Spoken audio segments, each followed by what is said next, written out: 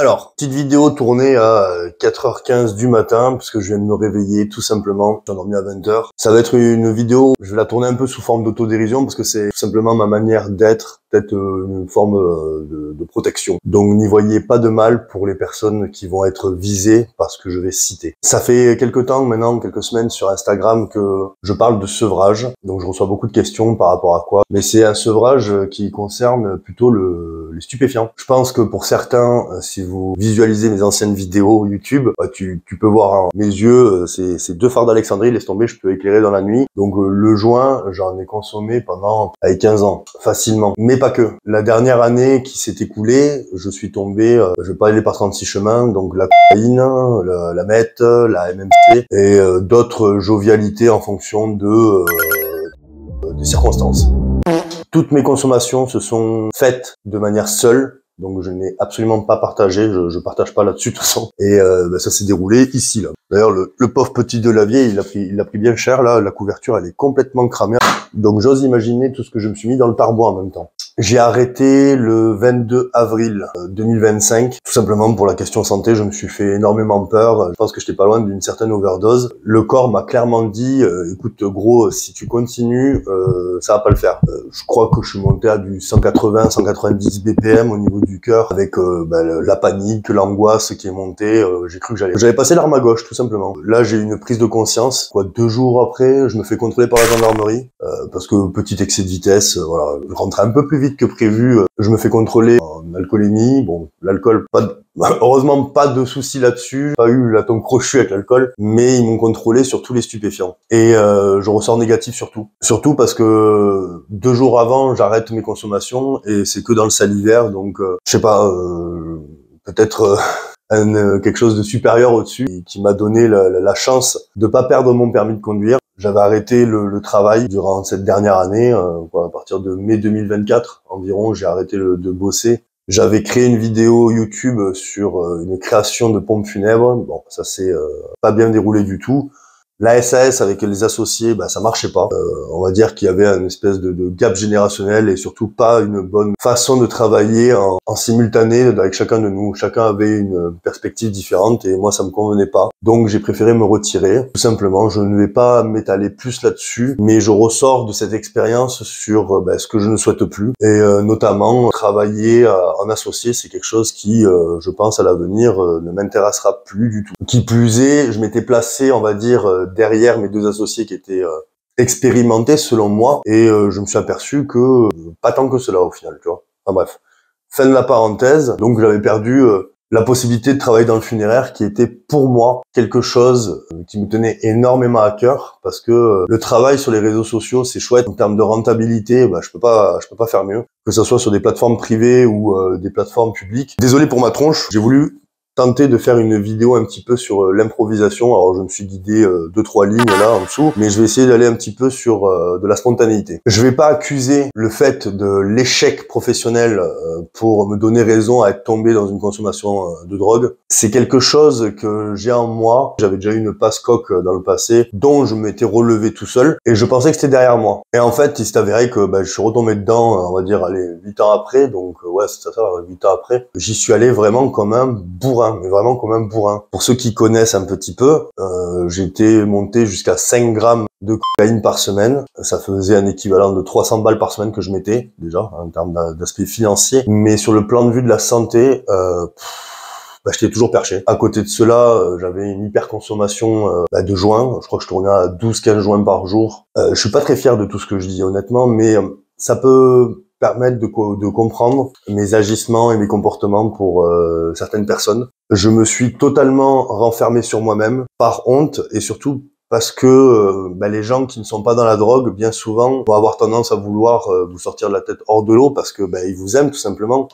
mais vous ne souhaitez pas entendre. Quelqu'un qui prend de la drogue, il est pas con. Il sait que ce qu'il fait c'est pas bien, il sait qu'il se détériore sa santé, mais de lui dire c'est pas bien ce que tu fais, arrête et tout, patin coup, de mettre du chantage dessus en mode si t'arrêtes pas, je te côtoie plus. C'est pas la meilleure solution. Quelqu'un qui consomme, c'est lui-même qui va devoir avoir cette prise de conscience au bout d'un moment. Tant que ce dernier n'aura pas pris cette décision-là, je pense qu'il est très compliqué sauf un sevrage imposé dans des locaux. Mais pour ma part, c'était hors de question que je me barre dans un établissement ou autre, ne serait-ce que pour l'aspect de mes animaux. Tu vois, une fois de plus, d'ailleurs, mes animaux, ils m'ont jamais jugé lorsque je me perchais la tronche. C'était hors de question que je les prenne aussi, parce que tu sais, bah voilà, t'en as sur les mains un peu, t'en as dans la barbe. J'ai évité les contacts avec, même en les refoulant, parce que quand ils venaient à côté de moi, sortez, sortez, sortez. Ils m'ont jamais jugé. Tu vois, c'est un petit peu aussi pour cela que les animaux, par rapport aux humains, c'est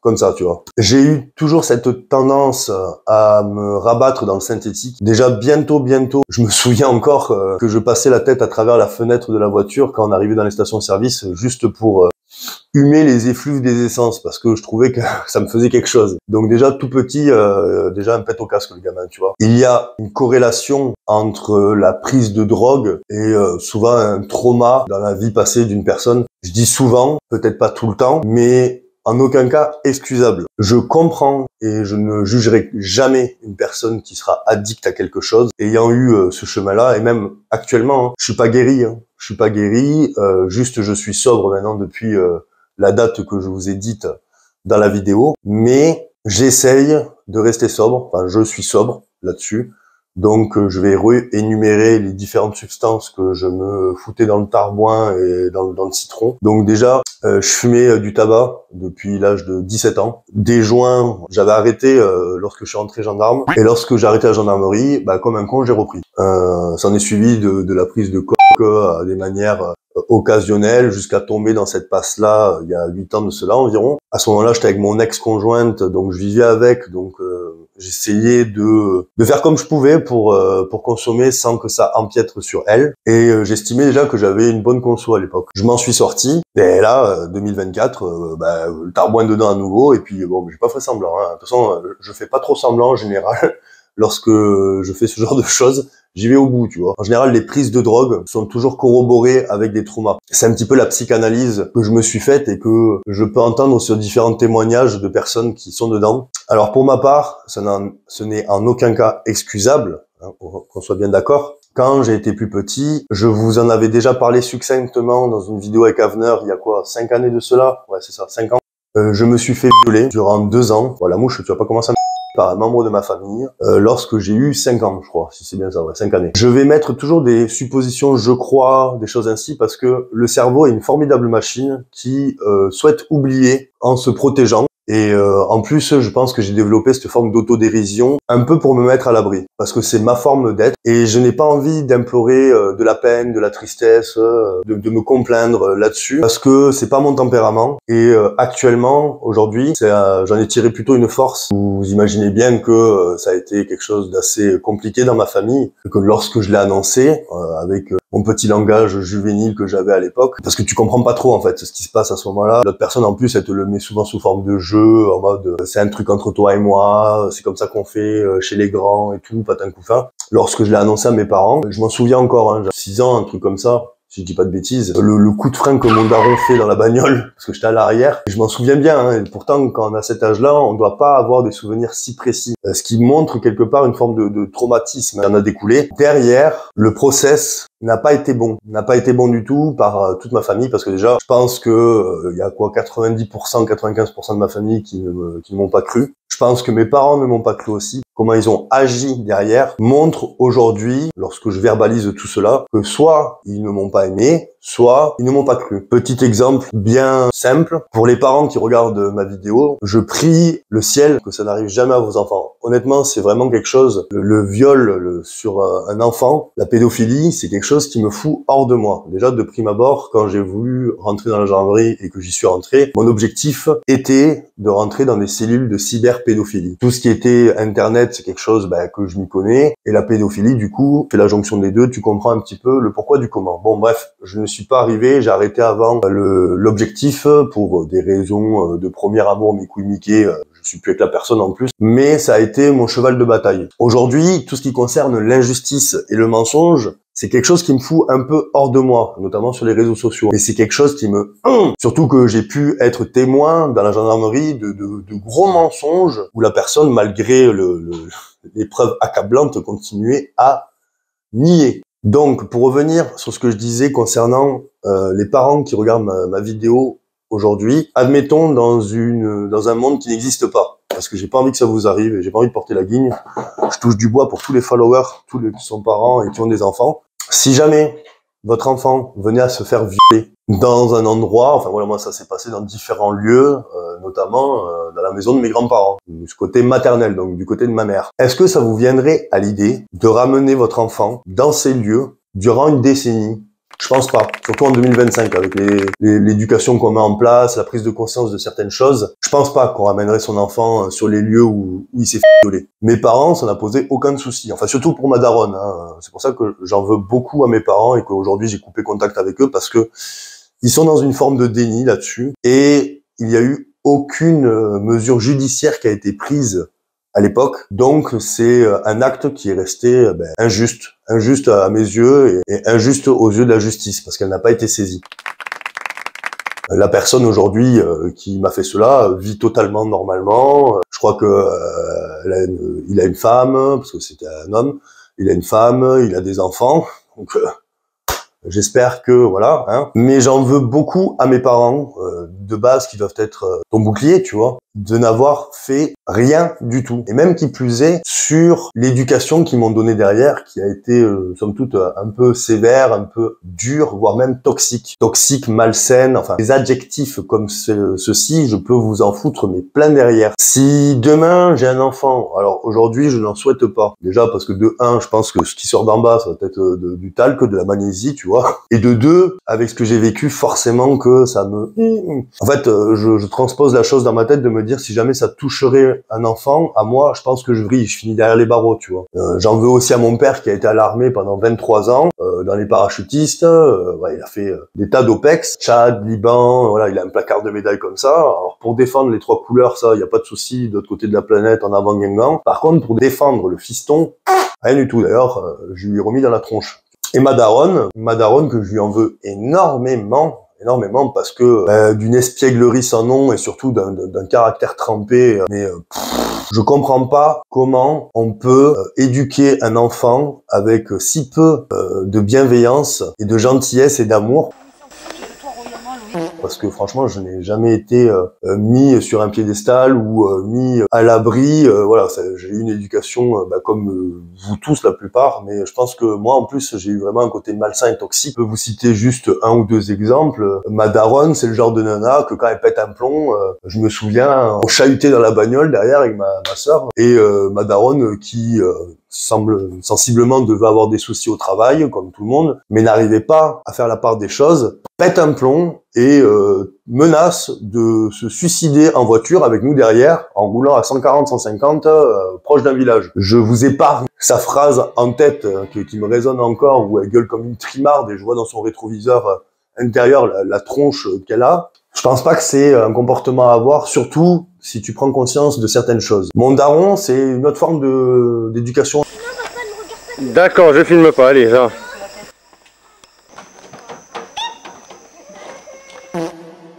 Un peu plus toxique, malsaine, donc a été parachutiste. Malheureusement, il a eu un infarctus, il ne pouvait plus sauter en parachute et il te fout au bout d'un moment au bureau recrutement à l'armée. Et je pense qu'il se faisait chier la bite. Il se faisait chier la bite et son cheval de bataille, c'était de faire chier son fils. À l'époque, je suis tombé dans les jeux vidéo, Call of Duty, je pense que comme la plupart des mecs de ma génération.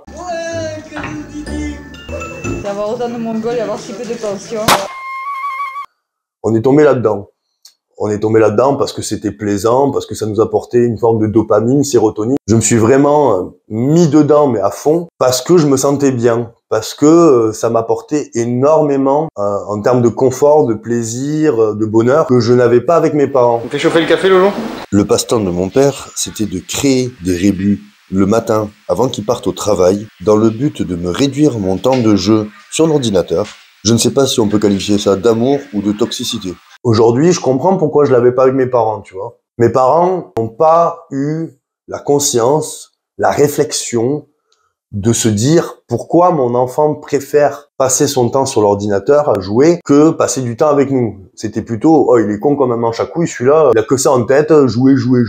Voilà un peu la forme de réflexion qu'avaient mes parents. Au lieu de prendre la problématique à l'envers et d'essayer de comprendre le cheminement de pensée, eux, c'était très rationnel. Très esprit fermé. Et en plus de se dire vous inquiétez pas. Dans la famille, on peut tout se dire. Mais surtout, rien se dire. Hein. Faut pas dire les choses qui contredisent les mœurs. Je n'ai jamais pu partager des expériences que j'ai pu avoir au cours de ma vie avec eux. Notamment sur les premières fiestas que tu fais, tu sais, quand tu arrives à 17, 18 ans, tu prends ta première mine, ta première nana. J'ai chez moi toutes les vidéos de famille que j'ai. Pour vous montrer un petit peu l'état d'esprit dans lequel j'ai été élevé. Aujourd'hui, je ne souhaite plus avoir de socle parental. Et pourquoi? Des fois, dans la vie, il vaut mieux couper les ponts avec des personnes qui vous n'apportent rien, même si c'est une affiliation comme parentale, tu vois, au plus proche, que continuer à s'entourer d'eux et vous pourrir la vie. Les mots que j'ai peuvent être durs à comprendre pour certaines personnes. Des histoires d'amour entre parents et enfants qui jusqu'au bout, main dans la main, s'accompagnent. Bien sûr, dans le cursus, je préfère voir un parent qui part en premier et l'enfant qui reste, mais ça m'est arrivé quand même de pouvoir voir l'inverse. Et c'est quelque chose qui est assez poignant à vivre. Mon plus grand démon, le synthétique, c'est le plus grand démon que j'ai en moi. Je ne prends pas de cachet, entre guillemets, du Subutex, des choses comme ça. La seule chose que je me permets aujourd'hui, c'est de me prendre un petit CBD le soir et je me prends un somnifère. Parce que le dommage collatéral de cet arrêt brutal, c'est surtout des nuits très agitées. D'ailleurs, regarde, il est 4 heures du matin et je te fais une vidéo. Je me suis endormi à 20 heures. Chose première, c'est la première fois depuis 3 semaines que j'arrive à m'endormir si facilement. Les symptômes que j'ai encore des réminiscences de me toucher le nez comme ça là. Je fais attention. Hein. Les dommages collatéraux et les symptômes que j'ai de cet arrêt, c'est pas réellement sur le manque, la prise du produit ou autre. Et étonnamment, c'est plus les nuits. J'arrive pas trop à dormir entre 1 heure et 5 heures max par nuit. Et en plus, c'est entrecoupé. J'ai des sueurs nocturnes. Alors ça, j'en ai toujours eu, notamment avec la thyroïde, la prise de stéroïdes. Mais il y a aussi un facteur stress qui est bien présent parce qu'aujourd'hui, le stress, j'en ai moins. Lorsque j'étais dans ma création de pompe funèbre, j'avais énormément de stress qui maintenant, je pense, était généré par mes 2 anciens associés qui sont de tempérament à te foutre du stress pour un rien. Aujourd'hui, j'ai plus trop de stress, j'ai même plus de blessures liées à cela. C'est vrai que je me pétais énormément le dos pour rien, je me bloquais les cervicales. Alors j'ai de l'arthrose. C'est vrai que mon corps, je l'ai pas super bien ménagé entre la musculation et les produits. Mais aujourd'hui, je n'ai plus tout cela. Je n'ai plus de blocage, je n'ai plus ces formes de mots et j'en suis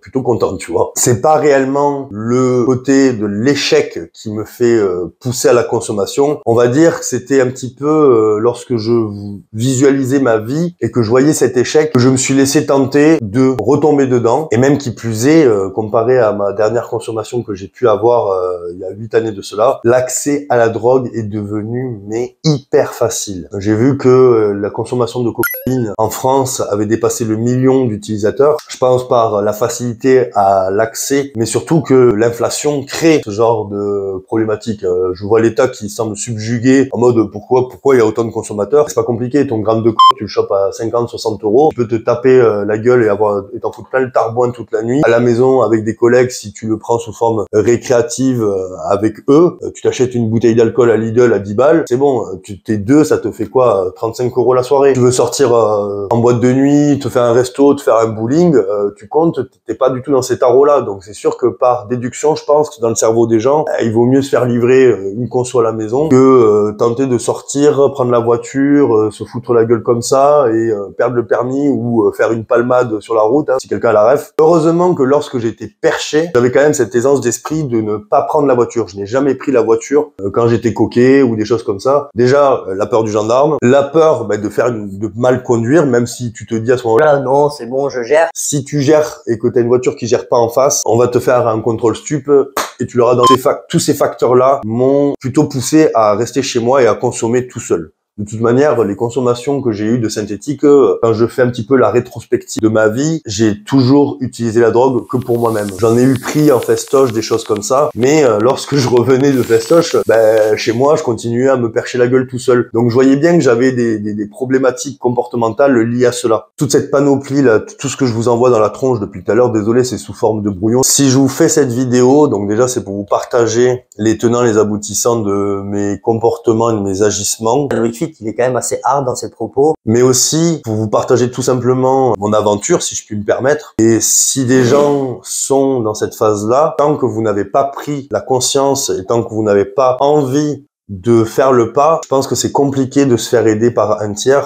J'ai cette force, entre guillemets, d'arriver tout seul, même si je ne suis pas guéri. Faut pas crier victoire trop vite, je touche du bois. Mais de ce qui m'est arrivé dans le passé, notamment sur ce viol, j'en ai tiré une force. Je me plains pas vis-à-vis de cela. Je plains le petit Loïc que j'ai été dans le passé, mais le Loïc que je suis aujourd'hui, il est ce qu'il est parce qu'il a traversé tout cela. Quand je parle de viol, donc je vais vous expliquer, on est sur de la pénétration forcée, on est sur des fellations, on est sur des jeux tordus, enfin voilà, ça a été des choses que j'ai encore en tête, même si mon cerveau a essayé de me le faire oublier, ou même suite à des discussions avec mes parents, mon cerveau s'est dit, mais est-ce que je l'ai pas rêvé, est-ce que ça s'est vraiment passé? Comme je vous ai dit, mes parents n'ont eu en aucun cas le bon comportement de A à Z. Quand j'ai annoncé la chose, mon père a eu la fabuleuse idée, je m'en souviens alors que j'étais tout minot, de me dire tu sais que ce que tu dis, ton cousin peut aller en prison. Quand t'as 5 ans, t'as pas envie que ton cousin aille en prison. Donc tu dis, ah non, mais c'est pas comme ça que ça s'est passé et tout. T'as 5 ans, t'as aucune élocution, t'as aucun argumentaire. Donc, parents qui traversent cela, déjà, vous avez tout mon soutien là-dessus, mais surtout, votre enfant, que ça devienne vraiment la prunelle de vos yeux, même si ça l'est déjà, je pense, il faut que ça soit encore plus profond comme approche avec vos enfants. Il faut que ça soit une approche beaucoup plus douce. Il faut que vous mettez votre enfant sur une forme de piédestal, lui montrer que c'est pas sa faute, et surtout la famille, que lorsque vous apprenez cela, le foutez pas de côté, quoi. Moi, ça a été, j'ai été le vilain petit canard, c'est à cause de moi si la famille a implosé, et ma daronne qui voyait sa famille comme les meilleurs, alors que bon, du côté maternel, bon, entre violeurs, pédophiles, meurtriers aussi, hein. Je pense que dans les gènes, il y a quelque chose qui coule, qui est un petit peu consanguin, quoi, je crois même. Heureusement que du côté paternel, c'est scaphandrier, commissaire de police et compagnie, parce que ça relève un peu, et je pense que j'ai tiré un peu de ce côté qui fait que aujourd'hui, je suis pas cette personne qui va prétexter de s'être fait violer pour commettre aussi cela. Moi, ce que j'entends dans les parquets, dans les tribunaux... Oui, mais mon client a subi des attouchements, c'est pour ça qu'il fait ça. Non. Moi, ça devrait être une circonstance aggravante pour moi. Parce que la personne devrait prendre conscience que ce qu'elle a subi, c'est un mal, que elle peut mettre des mots sur ces mots et surtout véhiculer quelque chose de bon, de bienveillant, de magnanime et pas reproduire bêtement en se servant de ça comme excuse. Moi, de ce que j'entends à chaque fois, ça me fout hors de moi. Ces gens-là qui l'ont vécu et qui le reproduisent à nouveau, mais en fait, vous avez rien pigé à la vie, vous, d'accord? Et que ces personnes-là puissent être défendues avec cette défense-là, ça me sort par les trous de nez honnêtement que la justice puisse accepter encore ce genre de choses. C'était mon petit avis perso. J'espère que je vous ai pas un petit peu choqué par tous mes mots. Comme je vous ai dit, j'ai une forme d'autodérision et encore j'y suis allé mollo parce que c'est ma forme de protection que j'ai mise en place. J'ai pas envie de me plaindre davantage. Je sais qu'il y a des gens qui vont être un peu plus fragiles là-dessus et que ça va être toute leur vie qui vont en chier. Je dis pas que j'ai la meilleure façon de faire. Je dis pas qu'ils ont la meilleure façon de faire. Je dis juste qu'on est tous différents. On parle de génétique, de morphotype dans la musculation, mais on a aussi des génétiques cérébrales, mentales, qui sont propres à nous-mêmes. Voilà. Bon allez, peace les gars.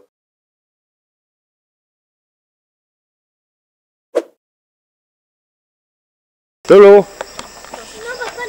D'accord, je filme pas, allez, ça. Il s'en fout de toi royalement, Loïc. Tu te prends pour qui? Pour le roi de quoi? Tout le monde soit là te bader. Dans la nuit glacée, mes mots se brisent, vous restez figés. Vos yeux tournés vers votre reflet, jamais vers moi, ni ce que j'ai enduré. Vos phrases vides résonnent en écho, des promesses brisées au fond du chaos. Je cherche un regard, une main tendue, mais tout ce que je vois c'est vous perdu.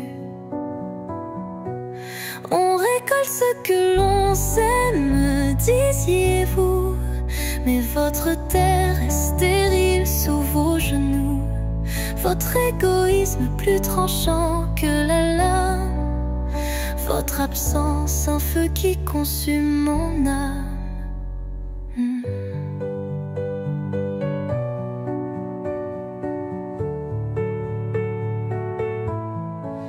Les souvenirs me hantent comme un poison et vous dansez dans l'ombre de mes raisons. Je suis un fantôme Dans votre miroir, vous ne voyez que vous et votre histoire.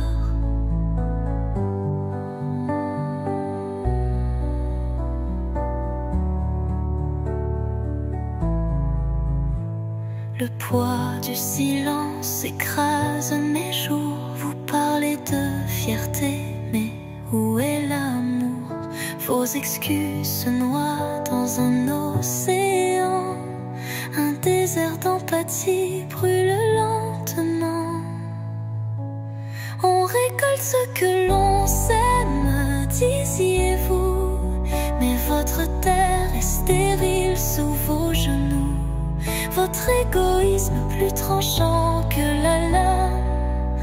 Votre absence, un feu qui consume mon âme.